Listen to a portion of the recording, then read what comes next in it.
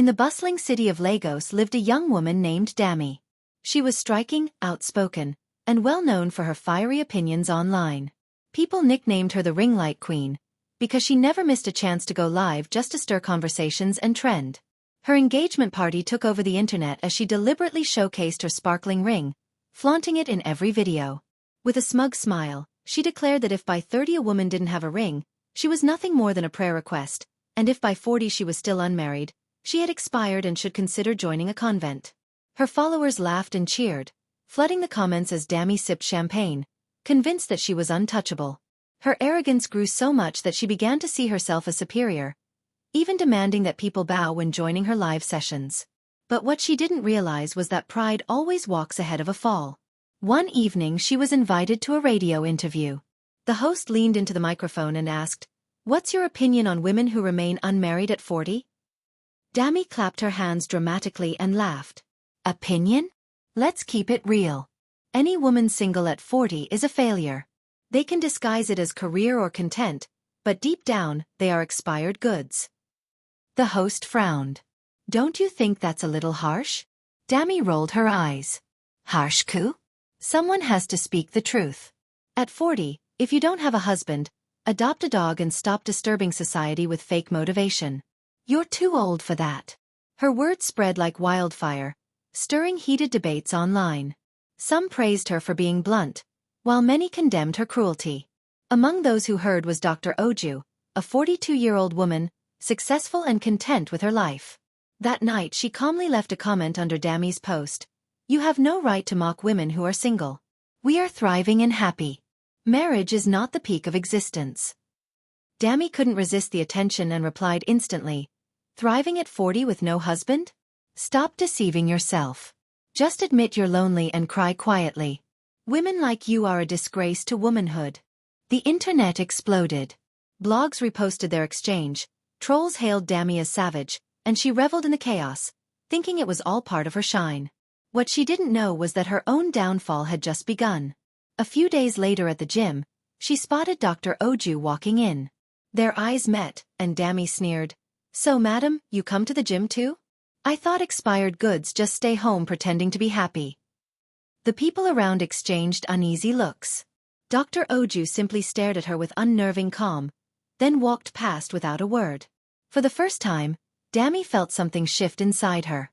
"Be careful," her friend Bimbo whispered. "You didn't have to say that." But Dami brushed it off with a smirk. "Bimbo, please. Negative publicity is free. The more they hate, the more I trend. Don't spoil my shine." She refused to listen, unaware that her reckless tongue was digging a pit she might not escape. She believed she was untouchable, convinced that people adored her for being bold and real. What she didn't realize was that the storm she had stirred was about to consume her in ways she could never imagine. That evening, as she stepped into her compound, her gatesman mentioned that a strange woman had come looking for her. Curious, she asked for details, but he explained the woman refused to give her name. Rolling her eyes, she brushed it aside and walked inside. She reached for her phone to call Shagun, her fiancé, when a notification popped up that nearly made her knees buckle. Her entire savings had vanished, her account balance showing zero. Dami's eyes widened in disbelief. With trembling hands, she dialed her bank, her voice breaking as she shouted at the customer service agent to explain what had happened. The agent tried to calm her and explained that the transfer had been authorized using her token. "My what?" she screamed. "That's impossible. My token is in my bag. I didn't approve any transfer." The agent apologized, saying their records showed the money had been moved at exactly 6:15 p.m. into an orphanage account. The phone slipped from her hands and shattered on the floor. Her chest tightened, her legs weak as she whispered, "No, this can't be happening." Another notification followed almost immediately, this time an email from a top brand she had partnered with. The message bluntly terminated their contract. Her heart raced as she grabbed her phone, scrolling through her notifications. To her horror, she was trending again, but this time for all the wrong reasons. A video was circulating online showing her assaulting Dr. Oju at the gym, slapping her, yanking off her wig, and hurling insults, calling her an old hag. Dami's breath caught in her throat as she stared at the screen. She knew she never laid a hand on the woman, but the footage looked real. Panic clawed at her chest as she whispered, "This is fake. I didn't do this. Emails poured in one after another, each one cutting deeper. By the fifth, her vision blurred with tears. Every brand she had ever worked with had severed ties. The empire she had built so carefully was crumbling in a single night. Her cries echoed through the room as Bimbo, her housemate, rushed in. She froze at the doorway, watching Dami pace frantically like someone losing her mind. "What's going on?" she asked, alarmed.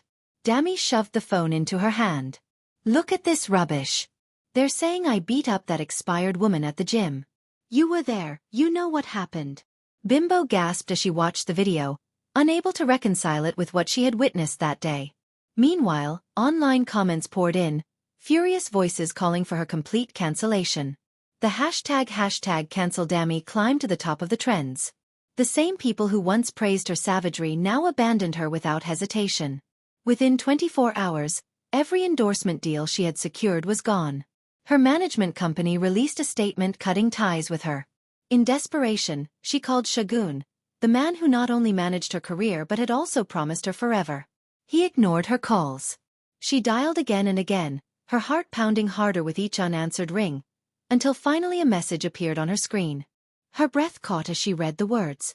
This was the same man who once knelt before her in front of cameras, sliding a glittering diamond ring on her finger, calling her his queen. The man who once said forever, now ended it all in a cold, detached text. "Dami, this is over. The engagement is cancelled. Please don't contact me again." And just like that, he blocked her. The phone slid from her hand as her body trembled uncontrollably. She collapsed to the floor, sobbing into her palms. "No, not Shagun. Please, not my Shagun," she wailed as Bimbo knelt beside her, trying desperately to console her. For days, the once fearless ring-light queen drowned in tears, her world collapsing around her. Dami stayed locked in her room, too broken to do anything but cry. Bimbo cared for her as best she could, bringing food, trying to comfort her, urging her to let go of the bitterness.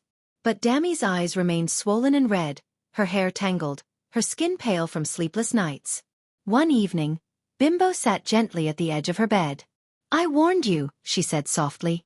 "I told you pride would destroy you, but you wouldn't listen. Now look. You've lost Shagun, your brand, your reputation, everything is gone." Dami sniffled and turned her face away, refusing to meet her gaze. Bimbo pressed on.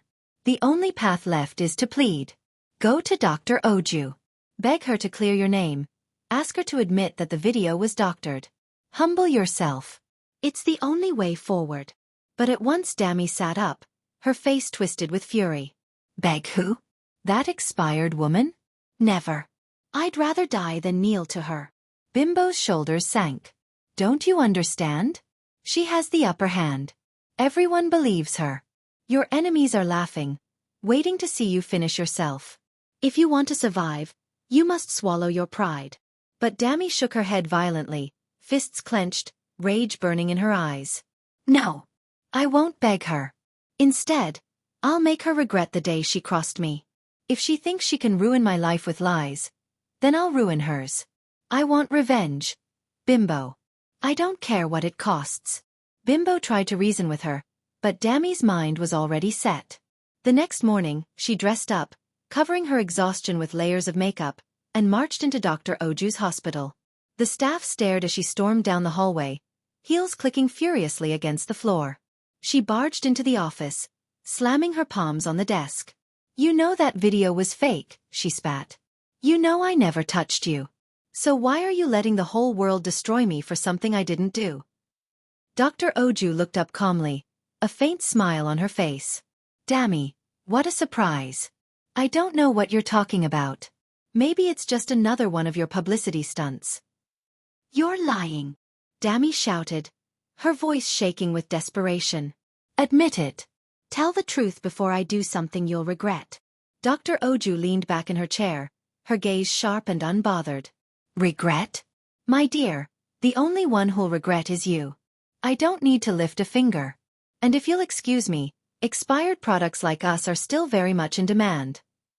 At that moment, the office door swung open, and in walked Shagun. Dami froze, her blood running cold. She had no idea Dr. Oju even knew him. Her heart pounded as she watched Dr. Oju rise and embrace him warmly. "I can't believe this," Dami gasped, her voice cracking. She pointed a shaking finger at them. "At 40, you're sleeping with a man young enough to be your son? How pathetic." Her voice broke as tears streamed down her face, and she stormed out, mascara streaking down her cheeks. She stumbled home in pieces, collapsing on the rug in the living room. Bimbo rushed to her side as Dami poured everything out, sobbing uncontrollably. "He's with her now. That old hag has taken him from me." Bimbo pulled her into her arms and whispered softly, "It's his loss. Forget them. If they want to marry each other, let them. It doesn't matter anymore." Bimbo held her gently and whispered, "A real man will stand by you through every storm." Dami wept harder. "They've taken everything from me. My name, my work, my life," she sobbed. Bimbo consoled her, urging her to let it go and leave everything to God, but Dami's heart refused to release the pain. Her hands shook as she grabbed her phone, dialing Shagun's number again and again, but the line was still blocked. Fury consumed her. "I need to see him," she muttered. "I want him to look me in the eye and tell me he chose that old woman over me." Bimbo pleaded with her to stay calm, but Dami wouldn't listen. She stormed out, slamming the door behind her. As she drove, her anger boiling, she noticed a car trailing behind. At first, she brushed it off, but when she turned sharply into another street, the headlights remained locked on her. Her chest tightened. She tried again, but the car stayed with her, patient and menacing. Fear gripped her. She pressed down on the accelerator, heart pounding, but the car sped up too, pushing her toward the edge. With trembling hands on the wheel, her inexperience betrayed her. The car skidded and veered off the road, tumbling into a ditch. Dami screamed, trapped and terrified, her cries drowned by the rush of passing traffic. Hours passed before a young man finally heard her voice. He clambered down, broke open the wreck and pulled her out. Bruised but alive, Dami begged to go home, but he insisted on taking her to the hospital first. After hours of checks, the doctors cleared her, and the young man introduced himself as I. He drove her back slowly, careful with every turn, as if the road itself might harm her again. When they arrived, Bimbo ran out, horrified at the sight of her friend. I explained how he had found her, left his number with Bimbo, and slipped away quietly. Bimbo tucked Dami into bed and let her rest. The next morning, she sat beside her. "I've tried to warn you, Dami, but you never listen. What if you had died yesterday? Nothing is worth your life. Not even Shagun. Forget him. Move on. Lagos is full of men who would treasure you." Dami wiped her tears, silent. Bimbo smiled faintly. "Call I. He saved you. He seems like he cares. Give him a chance." For the first time in days, Dami's lips curved into a small real smile. "Okay," she whispered. Bimbo quickly handed her the phone before she changed her mind. I answered on the second ring. Their conversation was warm, gentle, and he offered to visit later that evening. Dami's heart fluttered in a way it hadn't for weeks. That evening, I arrived with thoughtful gifts, even sending his mechanic to repair her wrecked car. When he realized her phone was shattered, he surprised her with a new one. He was deliberate in everything he did, kind in a way that slowly softened Dami's hardened heart. Weeks passed, filled with laughter, gentle words, and stolen moments that made Dami feel cherished again. I treated her like his world, and the rude, sharp-tongued woman she once was began to fade. She was falling in love. But one morning shattered it all. Dami scrolled through her phone and froze. Her breath caught in her throat. There was I, kneeling with a ring in his hand, sliding it onto another woman's finger. Her vision blurred, her body shaking as rage surged through her. She grabbed her phone and called Bimbo, her voice breaking. "He's engaged. To someone else." Bimbo's voice came firm and urgent. "Dami, listen to me. Don't do anything reckless. Wait for me. I'll be home in a minute." But patience was never Dami's strength. She slammed the phone down, her mind clouded with fury, and rushed out of the house, determined to confront I face to face. She stepped into the house and froze when her eyes fell on Dr. Oju, the very woman who had already shattered her life in more ways than she could count. Now, to her disbelief, this was the same woman I had just proposed to. Dami's voice cracked as she asked why she was bent on destroying her. "Haven't I endured enough? First you drained my bank account. Then you doctored a video that cost me every brand endorsement. You snatched Shun from me, chased me off the road, nearly killing me, and now you are engaged to the only man I've grown to love. What more do you want from me, my blood? Dr. Oju smirked, walking closer, her words sharp. You've always been foolish for someone who paraded herself as clever. Weren't you the one who called women like me expired goods? Yet here we are, fighting over a man who never belonged to you in the first place. I has always been mine, long before you came into the picture. While you thought you were the clever one, you were nothing but a pawn. She laughed bitterly, her eyes piercing through Dami as she called her a pathetic loser. Dami staggered, unable to process the humiliation. Her phone kept buzzing with Bimbo's calls, but she was too crushed to answer. She walked toward the door, too broken to stand her ground, when suddenly Bimbo walked in, smiling. Dami's heart sank. What was Bimbo doing here? How did she even know where I lived? Her voice trembled as she asked, and Bimbo's smile vanished into a glare. You mean to tell me after all these years, you never figured out who I truly was? You've always been blinded by arrogance. I am your greatest enemy, yet you welcomed me into your life like a sister. Dami's confusion deepened as Bimbo revealed the truth. She was the daughter of the woman Dami had mocked online for months. Her mother, who was already battling depression, had been convinced to join social media for comfort. It started well until a picture of her strange makeup went viral. People mocked her, calling her Jezebel, but Dami had gone further, ridiculing her in a live video, dissecting her entire profile, laughing at her age, calling her an old hag, and even fabricating stories about her being desperate for attention. Those cruel videos boosted Dami's fame, but at the cost of her mother's dignity. Tears filled Dami's eyes as Bimbo's voice broke with rage. My mother became your stepping stone. Her pain turned into your profit. Do you think I would let that go? Every penny you made from her suffering, I redirected to charity. You will never enjoy the fruit of cruelty. As for Shun, getting him to leave you was easy. I showed him a video where you confessed you didn't love him, that you were only with him for his money. When you mocked Dr. Oju at the gym, I reached out to her. At first, she ignored me, but your arrogance pushed her to join forces with me. Dami's knees grew weak as Bimbo's words struck deeper. Even the hospital scene, the accident. Nothing was by chance. The video was AI generated, and the men were only supposed to scare you, not throw you into a ditch. I only rescued you because I told him to.